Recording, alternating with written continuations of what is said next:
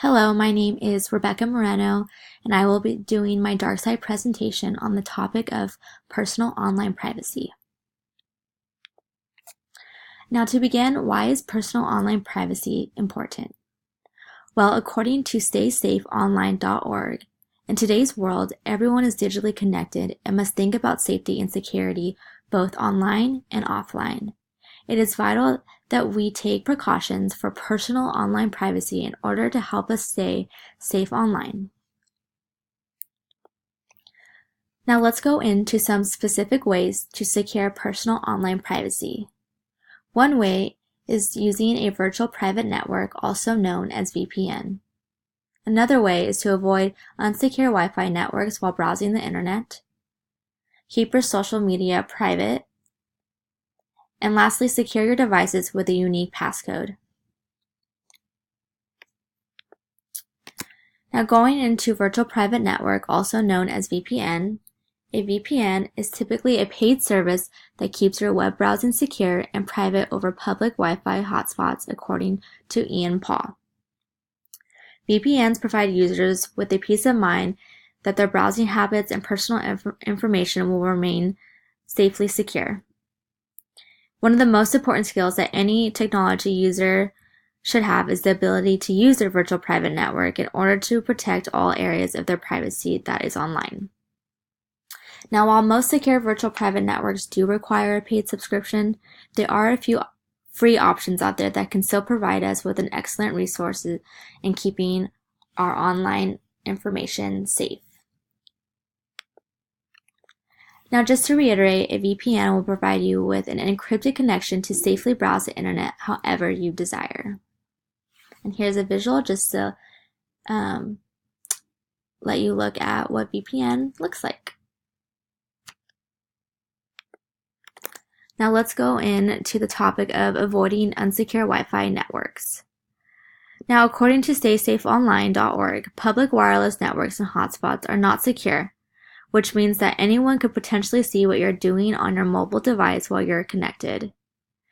It also limits what you do on public Wi-Fi and avoid logging in to key accounts like email and financial services on these networks.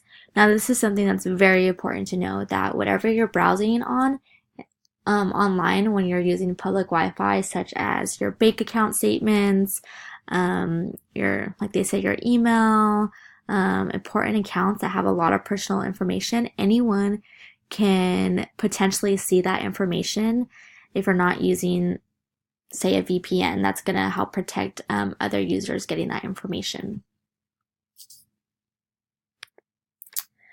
Now, going into the topic of securing your social media, according to Oliver Benson, several companies are now using your self-portraits for marketing purposes. They look for ones where you're holding a clearly identifiable product, such as a Starbucks cup or wearing a noticeable logo.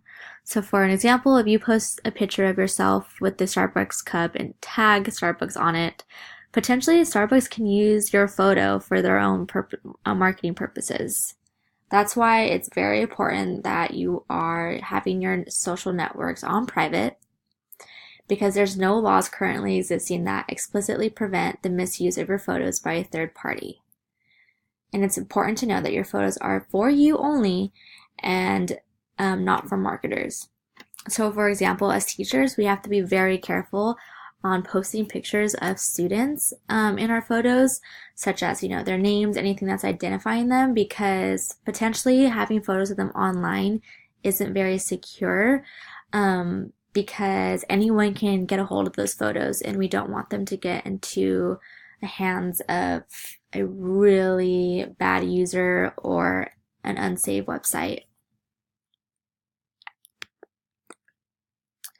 Now let's go into securing devices. It's very important that you're using strong passwords on your devices in order to prevent from people getting into your device. Use Touch ID features to lock your device to make it more complicated and challenging for someone to get a hold of your information on your device. And to turn off Wi-Fi and Bluetooth when not in use, because networks can track activity on your phone if your Wi-Fi and Bluetooth is currently in use. And I want to share a resource that I found online. It's called staysafeonline.org.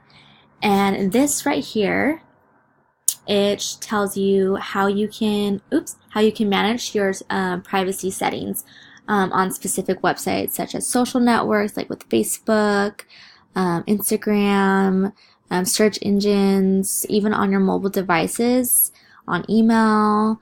It explicitly tells you how to change your privacy according to your personal needs to make sure that you are being safe online with these websites and not sharing too much information with others that you don't want people to know about. And that concludes my presentation. These are my references that I used, and thank you for listening.